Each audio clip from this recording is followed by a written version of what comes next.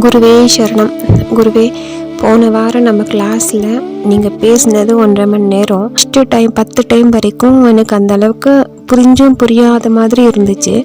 அதுக்கு மேலே கேட்க கேட்க கேட்க நீங்கள் பேசின ஒவ்வொரு வார்த்தைக்குள்ளும் 5 அர்த்தம் 10 அர்த்தம் புரிஞ்சுது. அந்த 10 அர்த்தத்துக்குள்ளே போய் பார்க்கும்போது எல்லாமே கடைசியில் நீங்கள் சொன்ன அந்த 0 தான் நிற்குது. அப்போது உலகமே போய் உலகமே 0வாக இருக்குது. இத்தனை நாளாக இதெல்லாம் தெரியாமல் இந்த பொய்யான ஒரு உலகத்தில் எனக்கு நிம்மதி இல்லை, சந்தோஷம் இல்லை, காசு இல்லை, அவங்க இல்லை, இவங்க இல்லை, எனக்கு ஒரு நாளாச்சும் நான் நிம்மதியாக இருப்பேனா அப்படின்னு கேட்டு கேட்டு கேட்டு கேட்டு கடைசியில் அது எப்படி பொய்யான ஒரு இடம் நமக்கு எப்படி நம்ம கேட்டதை நம்ம கொடுக்கும்? நிஜமா குருவே, உங்ககிட்ட வந்ததில் ரொம்ப சந்தோஷப்படுறேன். என் குருவாக எங்கள் அப்பா தான் உங்ககிட்ட என்னை அனுப்பியிருக்காரு. எல்லாமே தெரியலனாலும் ஓரளவுக்கு உங்களால் எனக்கு எல்லாமே புரிஞ்சிருச்சு. எல்லாமே போய் எல்லாமே 0. அதுக்கப்புறம் இப்போ இந்த 3 நாளாக யாரை பார்த்தாலும் எனக்கே தெரியாமல் பேசவே தோண மாட்டேங்குது. எனக்குள்ளேயே நான் பேசிக்கிறேன், எனக்குள்ளேயே நான் 1000 கேள்வி கேட்டுக்கிறேன், எனக்குள்ளேயே நான் கேள்வி கேட்டு நானே பதில் சொல்லி எனக்குள்ளேயே நான் பேசிக்கிறேன். எல்லாத்துக்குமே எனக்கு ஒரே தெரியுது, ஒரே முடிவு, உலகமே 0. அப்போ எப்படி நம்ம எதிர்பார்த்தது நமக்கு கிடைக்கும்?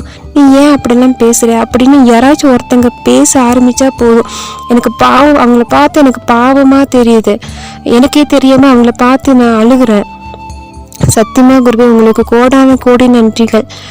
நீங்கள் இல்லைன்னா ஒன்றுமே நடந்திருக்காது. இன்னும் அளவுக்கு அதிகமாக கஷ்டப்பட்டுட்டு இன்னும் இந்த பொய்யான உலகத்தில் எல்லாரையும் நம்பி எல்லாருமே நம்மளை மாதிரி இல்லை குருவே. நம்ம உண்மையாக இருக்கோம், ஆனால் சுற்றி இருக்கிறவங்க எல்லாருமே பொய்யா இருக்காங்க.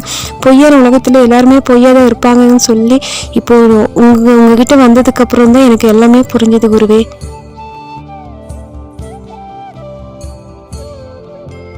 பல பேர்த்து என்ன நினைச்சிட்டு இருக்கீங்கன்னா, உங்க பொண்டாட்டி பிள்ளைங்க புருஷனுக்குலாம் ஒண்ணும் தெரியாது நினைச்சிட்டு இருக்கீங்க. அது எப்படி தெரியாம இருக்கு? எல்லாம் கடவுள்னு வச்சுப்போம்.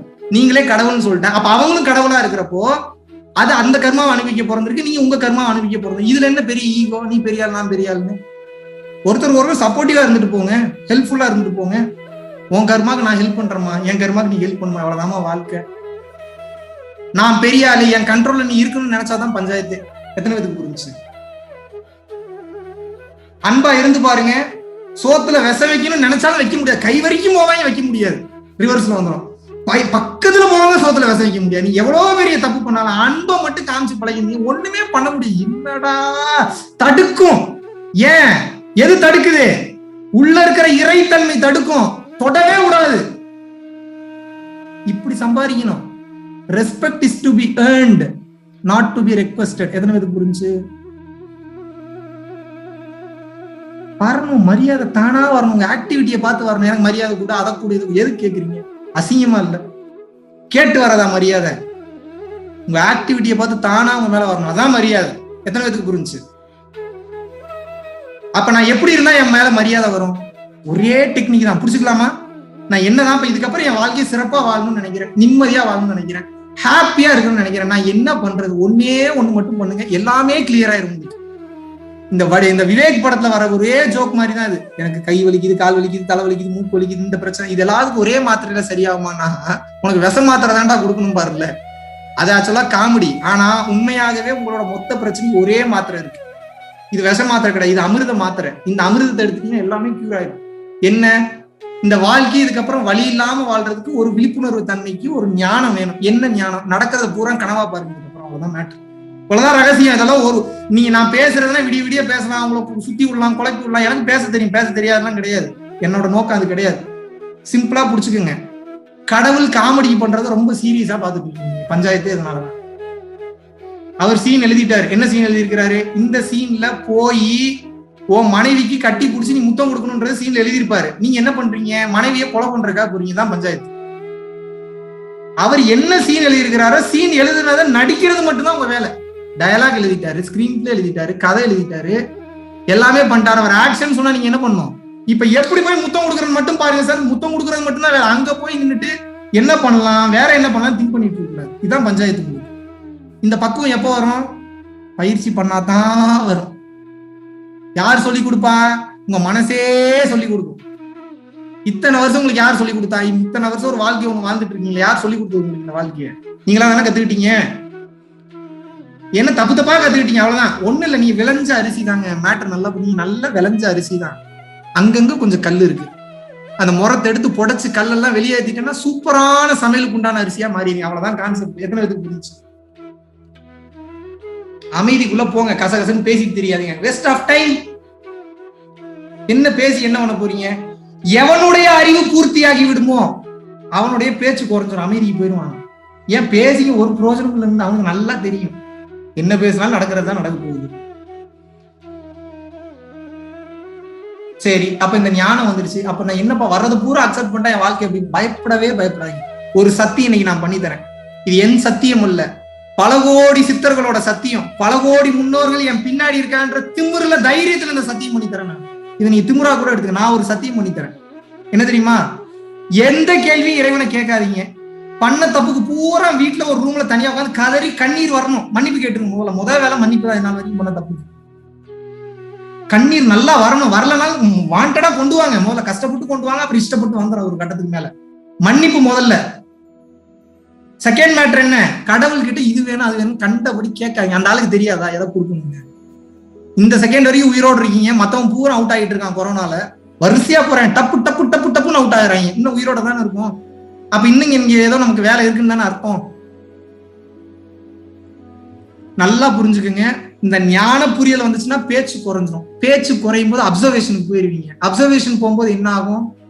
இந்த மனதின் வேகம் குறைஞ்சாவே உங்களுக்கு எது தேவையோ அது மட்டும் உங்களை தேடி அழகா வரும். அவ்வளவுதான் கான்செப்ட். பொருளாதாரம் வரும், பேரு புகழ் வரும், செல்வாக்கு வரும், வசதி வரும். ஆனா இது எல்லாமே பொய்ன்ற தன்மையில நீங்க இருந்தீங்கன்னா தான் எண்டுல முக்தி என்பது கிடைக்கும். அவ்வளவுதான் கான்செப்ட். எத்தனை பேருக்கு புரிஞ்சு? சும்மா போட்டு குழப்பிக்காதீங்க. இப்போ இவ்வளவு நாள் நீங்க படுற பொருளாதார பிரச்சனைக்கு காரணம், மனக்கவலைகளுக்கு காரணம், கஷ்டங்களுக்கு காரணம், எல்லாத்துக்கும் ஒரே காரணம் என்ன? வாழ்க்கையை பத்தி என்னன்னு புரியல. இறைவனோட படைப்புல எதுவும் தப்பா இல்ல, பெர்ஃபெக்டா இயங்கிட்டு இருக்கு. அதுக்கு நன்றி சொல்லணும். இந்த கிராட்டிடியூட் ரைட்டிங் அதெல்லாம் போகாதீங்க. அது எல்லாமே டூல்ஸா போனீங்கன்னா பைத்தியமே புடிச்சிடும் உங்களுக்கு. புரிதல்ல போயிருங்க. புரிதல் என்பது என்ன? எந்த எக்ஸ்டர்னல் திங்ஸும் தேவையில்ல, மனசை வச்சே எல்லாத்தையும் பண்ணலாம். அதான் தந்த்ரா. மந்த்ரா யந்த்ரா தந்த்ரான்றாங்க. மந்த்ரா நமக்கு தேவையில்லை, எக்ஸ்டர்னல் திங்கு. அதுக்காக வாயம் ஓபன் பண்ணி ஜெபிக்கணும், அது கூட பெரிய வேலை தான். நமக்கு எதுக்கு அவ்வளவு தூரம் போகணும்? எந்திரம் எவனாவது உட்காந்து எழுதிட்டு போனா வேலை செய்யும். எந்திரம் வேலை செய்யாதெல்லாம் கிடையாது, வேலை செய்யும். செய்யாமலாம் கிடையாது, செய்யும். எதுக்கு எந்திரம்? எதுக்கு நமக்கு? தந்திரம் போதும். பார்த்துக்கிட்டே இருப்பேன், போற போக்குல ஒரு காட்டு காட்டிட்டு போயிருவோம். இருக்குல்ல, அதுக்கு பவர் இருக்குல்ல, அதை பிராக்டிஸ் பண்ணி இருக்குல்ல, உச்சகட்ட ஞானம். எத்தனை பேருக்கு புரிஞ்சு? ஒருத்தர் என்ன பார்க்க வர்றாரு, பார்த்துக்கிட்டே இருக்காரு, நானும் பார்த்துக்கிட்டே இருக்காரு, கதறாரு என்ன பார்த்தோன்னே. நான் என்ன பண்ணேன்? இந்த உயிர் நல்லா இருக்கணும் அப்படின்னு சொல்லி ஒரே அழுத்தம் தான் கொடுக்குறாரு. அவரோட ஆத்மால போய் கதறாப்ல. ஏன்? இது எந்திரம் இருந்தா தான் அதை பண்ண முடியுமா? எத்தனை பேருக்கு புரிஞ்சு? தந்திரத்திலேயே பண்ணலாம். தந்திரம் என்பது என்ன? அதான் மைண்ட். அதுக்கு பேர் தான் சங்கல்ப சக்தி, மனோசக்தி, ஆத்ம சக்தி, எல்லாம் மைண்ட் தான். கிளியரா? இப்ப நான் என்ன பண்ணணும்? ஒண்ணும் பண்ண வேணாம், சும்மா இருங்க, எல்லாம் உங்களுக்கு கிடைச்சு. சும்மா இருங்க, நம்புங்க. முதல்ல இது முதல்ல நம்புங்க. சத்தியமான வார்த்தை. இந்த கிளாஸ் முடிஞ்சோடனே மறுபடியும் வேற ரூட்ல போறதுக்கு நிறைய வாய்ப்பு இருக்கு. நீங்க போனீங்கனாலும் எனக்கு அதை பத்தி கவலை இல்லை. ஆனால் இதுதான் உண்மை, இதுதான் எண்டு. புடிச்சுக்கோங்க, இறுக்கமா புடிச்சுக்கோங்க, இறுக்கமா புடிச்சுக்கோங்க. உங்களுக்கு எந்த குரு பிடிக்குமோ, உங்களுக்கு எந்த கடவுள் பிடிக்குமோ அந்த கடவுள் கூடயே இருங்க, தப்பே கிடையாது. யாரை நினைத்தவுடன் உங்கள் மனம் லயமாகி விடுகிறதோ, ஒடுங்கி விடுகிறதோ, உடலும் மனம் லயமாகி விடுகிறதோ, அவங்கதான் உங்க குரு. அதுக்கு நீ என் குருவை கும்பிடணும்னு அவசியமே இல்லை. குருவே இல்லாதவங்க காஞ்சி விஸ்வநாத சாமியை பிடிக்கும். குரு இருக்கிறவங்க உங்க குருவை பிடிச்சுக்குங்க. ஏன்னா ஆல்ரெடி நீங்க பக்குவ நிலைக்கு வந்துட்டீங்க ஒரு குருவை வச்சு. இன்னும் புதுசா ஒரு ஆளை காமிச்சு மறுபடியும் உங்க டைமை வேஸ்ட் பண்ணி இவரை பிடிச்சு வாங்கினா இது வேஸ்ட் ஆஃப் டைம் தானே. எத்தனை பேருக்கு புரிஞ்சு? உங்களுடைய டைமை நான் வேஸ்ட் பண்ணவே கூடாது. யாருக்குமே டைம் இல்லப்பா, இங்க யாருக்கும் டைம் கிடையாது. டைம் ரொம்ப கம்மியா தான் இருக்கு, நேரம் இல்லை. ஏன் புரிஞ்சுக்க மாட்டீங்க? நான் ஒரு சாதாரண டெய்லரோட பையன் தான். அப்படி இருக்கிறப்ப நானும் வாழ்க்கையில 2.5 வருஷத்துக்கு முன்னாடி படாத கஷ்டம்லாம் பண்ணிட்டேன். ஓடி ஓடி ஓடி கலந்த ஜோதியை நாடி நாடி நாடி நாடி நாட்களும் கழிந்து போய் பழமொழியவே தப்பா புரிஞ்சுக்கிட்டு இருக்கீங்க. வலது கைக்கு கொடுக்கும் போது இடது கைக்கு தெரியக்கூடாதுன்னு என்ன பண்ணா அவ்வளோ கொடுக்கணும், இடையில அவ்வளோ மேட்ரு மறைக்கணும் உங்களுக்கு கொடுக்கும்போது. ஏன் அவ்வளோ நீங்கள் கொடுக்கும்போது தான் வலது கைக்கு கொடுக்கும்போது இடது கைக்கு தெரியாது. அவ்வளோ கிஃப்ட் கொடுங்க, நல்ல விஷயங்களும் கொடுங்க அவங்களுக்கு.